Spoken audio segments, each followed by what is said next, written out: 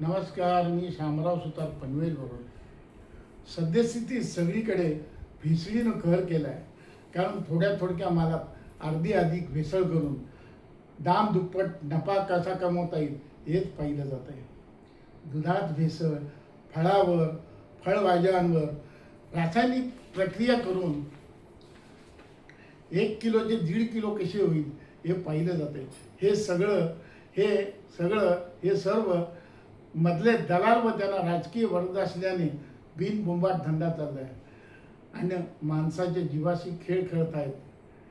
भीती कशाची उरली नाही, पण कर्मगती तुम्हाला शिक्षा देईलच. म्हणून माझी स्वरचित कविता कर्मगतीची रीत सादर करत आहे.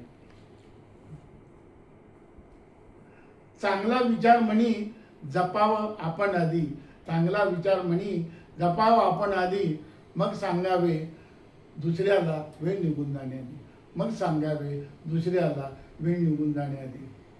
वय झाले की मन जपावी लोकांची आधी, वय झाले की मन जपावी लोकांची आधी. म्हातारपणी हाच विचार आधार देतो, म्हातारपणी हाच विचार आधार देतो. शरपंजरी देव होण्याआधी, शरपंजरी देव होण्याआधी. जगाचे चांगलं करता आले नाही तरी वाईट वा नुकसान होणार नाही.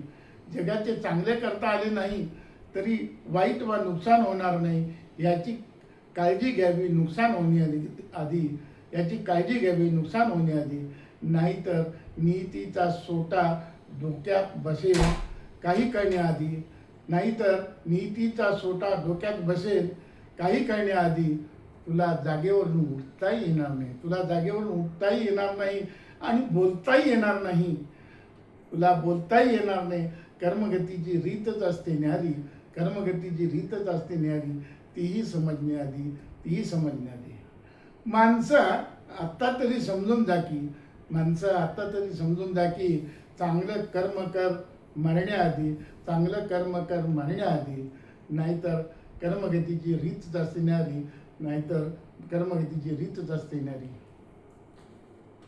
माझ्या कवितेचा व्हिडिओ आवडल्यास लाईक करा, मित्र परिवार व नातेवाईकास शेअर करा आणि माझ्या चॅनेलला सबस्क्राईब करा. धन्यवाद.